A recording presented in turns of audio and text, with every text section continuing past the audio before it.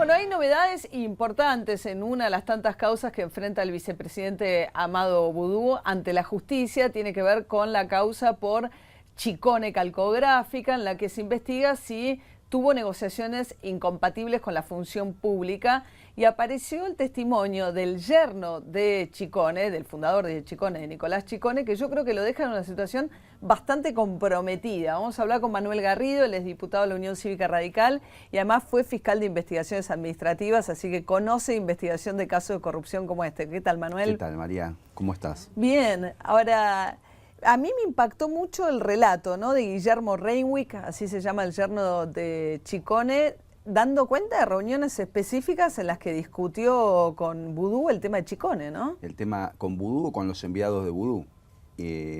La verdad es que el testimonio es muy comprometedor y también hace referencia a amenazas, o sea, a que le hicieron amenazas concretas sobre la vida de sus hijos, justamente para que no hablaran esta causa. En un yate, ¿no? Dice que lo agarraron, lo subió el socio de Amado Boudou. A mí lo que me impactó, porque lo que dice el yerno dice, yo me ocupaba de gastronomía, mi familia política tenía la imprenta, estaban preocupados porque la imprenta había quebrado, me piden un contacto político. Casualmente él tiene un amigo que es de Mar del Plata, conoció al socio Boudou. Entonces a mí me pareció bien cuando Boudou me abrió las puertas. Pero no le abrió las puertas del despacho en el Ministerio de Economía, lo llevó a discutir con su socio privado. Sí, bueno, eso justamente es lo que marca las cuestiones que están siendo investigadas, que tienen que ver con, digamos, con este desdoblamiento entre lo público y lo privado. Justamente lo que se está investigando es en qué medida digamos, se intromete el interés privado, o sea, hay un abuso de la función pública para un beneficio privado. Y justamente lo que caracteriza o lo que se está investigando es justamente esta cuestión paralela y la intervención del vicepresidente. La verdad es que creo que inclusive hoy hay otra declaración pendiente que, bueno, habría que, digamos, si se corroboran estos elementos, bueno, además de todas las cuestiones que se vienen recopilando, la situación del vicepresidente es más que comprometida. Claro, porque el tema es, porque uno diría, bueno, un ministro de Economía, hay solo 2 imprentas en la Argentina fuera de Casa de Moneda que imprimen billetes, una de las 2 entra en quiebra, puedes interesarte por el tema, decir, bueno, ¿qué vamos a hacer con esta imprenta, no? El problema fue que el interés tenía que ver con derivarle la operación a un negocio privado, convertir lo que puede ser una gestión pública en un negocio privado, con participación en el negocio, con la utilización de testaferros. La verdad es que es un tremendo escándalo de corrupción que bueno, que estos elementos van de alguna manera permitiendo que se arme rompecabezas y bueno, esta causa lleva bastante tiempo, pero hay elementos que se van consolidando y seguramente tarde o temprano va a tener que responder. Daba la sensación que los Chicone primero no querían, digamos, quedar muy, no parecían muy determinados a colaborar con la justicia, pero hubo un punto de inflexión, probablemente la expropiación, ¿no? Sí, habría que ver. Bueno, ese es otro tema, ¿no? Que también de alguna manera, bueno, a mí como legislador en su momento lo planteé en el Congreso y que tenía que ver con el hecho de seguir la expropiación y de indemnizar a no se sabe quién. Y ahora resulta que seguramente beneficiarios de esa expropiación fue también el propio vicepresidente, lo cual, digamos, yo en ese momento lo planteé como que estaba utilizándose al Congreso a ciegas, también para de alguna manera cerrar un negocio o para ocultar lo que fue un negocio o un hecho de corrupción. La verdad que todo acá es muy oscuro. Por un lado, el abuso de la función pública del vicepresidente, la intromisión en un negocio privado, la utilización de testaferros, luego la utilización del Congreso para cerrar el negocio. En tercer lugar, las amenazas a los que pueden aportar o los que son convocados como testigos. Cuarto, el desplazamiento del juez y del fiscal y del propio procurador general. La verdad que es un caso que digamos, cada uno de estos elementos es peor que el otro. Y Ariel dijo que ese juez que tiene ahora la causa, bueno, en el medio no sabemos, hoy creo que se tiene que tomar una decisión respecto de Rafecas, ¿no?, que ha quedado al borde del juicio político justamente por su intervención en este caso y esos mensajes de texto que intercambió con una parte de la defensa de Boudou, ¿no? Porque claro, sí, ya se fue Rigui, ¿no? Le sacaron la causa a Rívolo y a Rafecas, o sea, al juez también lo desplazaron. bueno, la cosa ha ido más allá, porque de hecho Rafecas está pendiente de una decisión en el Consejo de la Magistratura que podría implicar la apertura de un jury para su remoción. Así que la verdad es que todos los hilos de este caso, la verdad es que van generando además una sensación de que efectivamente hay un hecho de corrupción de envergadura y digamos, hay una desesperación por cubrirlo, echando mano de lo que venga, ¿no? Todos recordamos la conferencia de prensa del vicepresidente en ese momento, que fue Semana Santa del año 2011, 2012. Semana Santa del 2012, en donde produjo este desplazamiento cuando todos los elementos de la causa crecientemente lo involucraban. Eso generó un impacto hasta que la causa volvió a encarrilarse y de hecho ahora se ve que los casos, digamos, porque no es el único caso tampoco que tiene, todos recordemos que tiene causas por enriquecimiento ilícito, y bueno, y también hay que prestar atención a las señales que da la política. De hecho, cuando tuvo que reemplazar a la presidenta a raíz de la operación que tuvo, digamos, la sensación fue que todos los propios miembros de su gobierno intentan despegar de su situación porque realmente avisoran que su futuro es más que complicado. Sí, ahora, el hijo honesto, ayer decía el yerno de Ciccone, me llamó la atención que me tomaran testimonio, como que él estaba preparado para una conferencia de prensa, para hacer una denuncia pública, suponiendo que la justicia no le iba a dar, el hijo concretamente, las garantías que necesitaba para poder declarar, y que le permitió hacerlo y sin la presencia incluso, ¿no?, de los abogados de Vudú. Mira, yo la verdad es que no tengo acceso directo a la causa, pero por el seguimiento de algunas cuestiones que han tenido estado público, lo que se ve es que el juez está produciendo distintos elementos de prueba y la verdad es que no hay por qué pensar que no hay una investigación seria, más allá de lo que todos sabemos que tiene que ver con los tiempos de la justicia, sobre todo cuando se investigan funcionarios que están en actividad.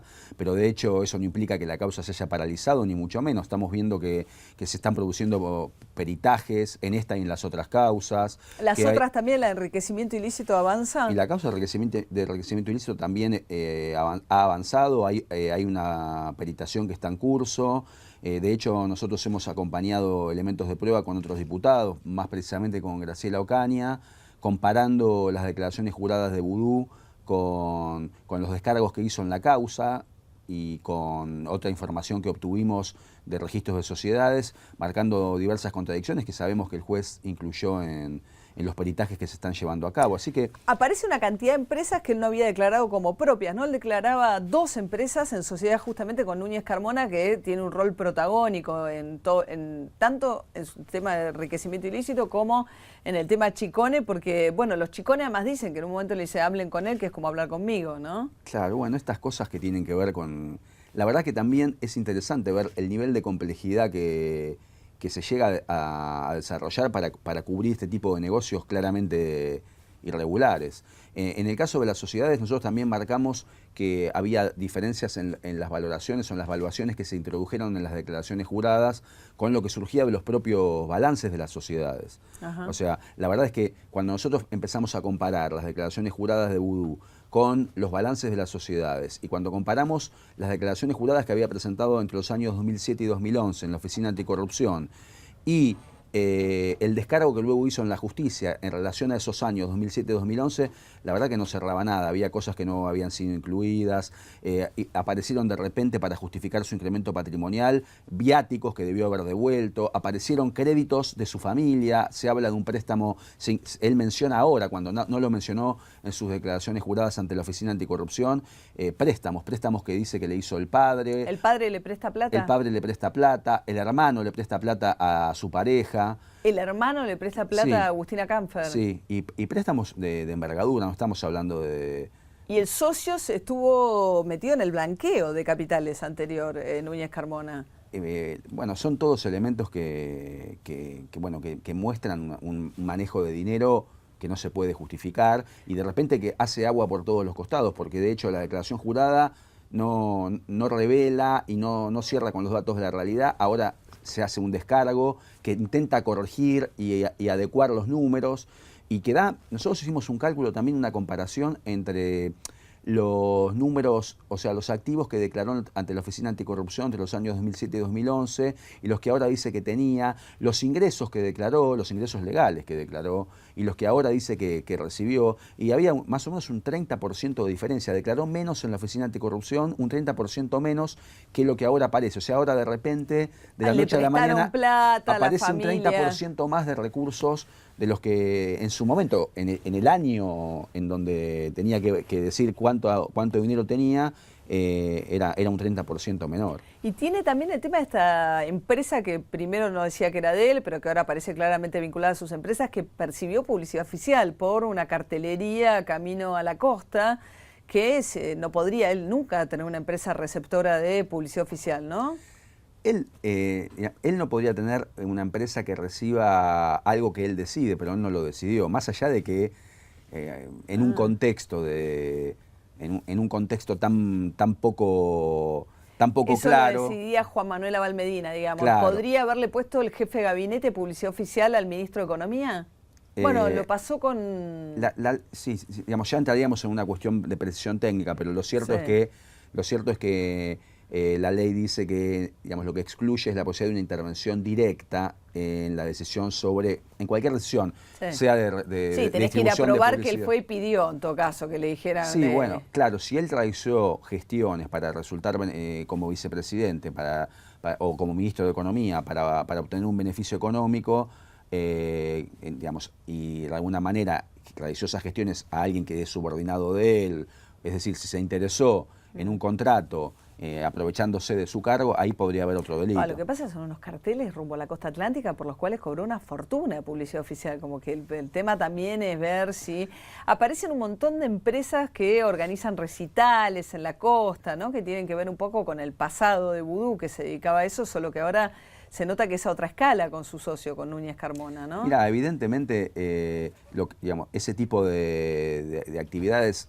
se desarrollan como de costumbre en un marco de ocultamiento y siempre aparece la cuestión de la dificultad de acreditar que efectivamente él digamos, estuvo haciendo gestiones, que es presumible que haya ocurrido porque es poco probable, es poco serio pensar que él tenía una asepsia quirúrgica respecto de negocios en los que estaba interesado personalmente, teniendo en cuenta el lugar importantísimo que ocupa dentro del gobierno. Antes también, porque como ministro de Economía, sin lugar a dudas, ocupaba también un papel fundamental. Ahora pasa un poco también, ¿no?, con los hoteles de los Kirchner y cómo fueron incrementando su patrimonio a lo largo de todos estos años, alquilándole a empresarios que a su vez tienen contratos de obra pública o contratos con el Estado. Entonces, bueno, ¿qué? ¿Le pagan un alquiler razonable o le pagan un alquiler...?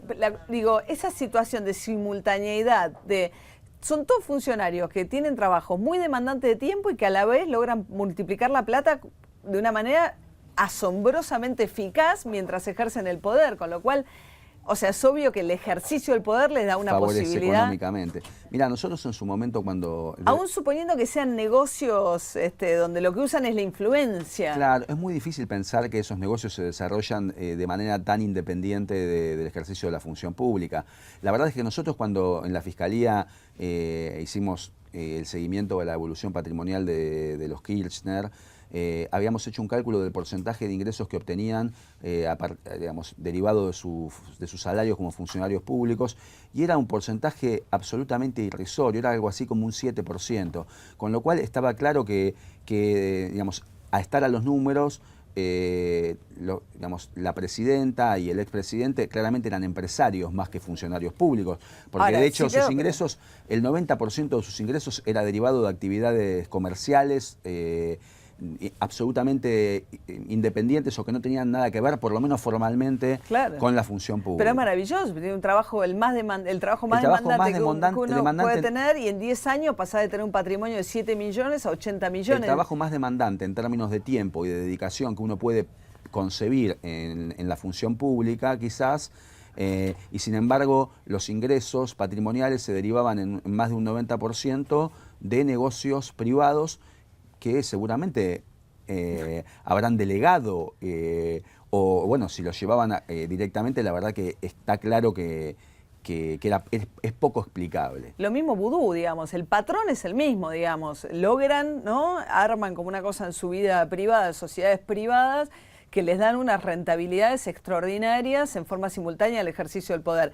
Claro, la ley no te lo prohíbe, eso es uno de los problemas lo que pasa es que tenemos. debiera haber una ley que contemplara algo así, de hecho varios... Decir, hacer función pública y no podés hacer simultáneamente negocios privados. Sí, o los bienes son administrados por alguien que no tiene vínculos con el funcionario público y que el funcionario público desconoce a dónde tiene sus inversiones. De hecho, la figura del fideicomiso, como en Estados Unidos. En Estados Unidos se generó esta figura del fideicomiso ciego precisamente para garantizar que un presidente no tome decisiones públicas que apunten a su beneficio particular. Claro. De hecho, en Chile se discutió mucho cuando subió Piñera. el actual presidente que está terminando, no se llegó a concretar. Y acá en el Congreso... Pero se vio obligado por la presión a vender. Tuvo que vender acciones de una de sus empresas famosas, de LAN.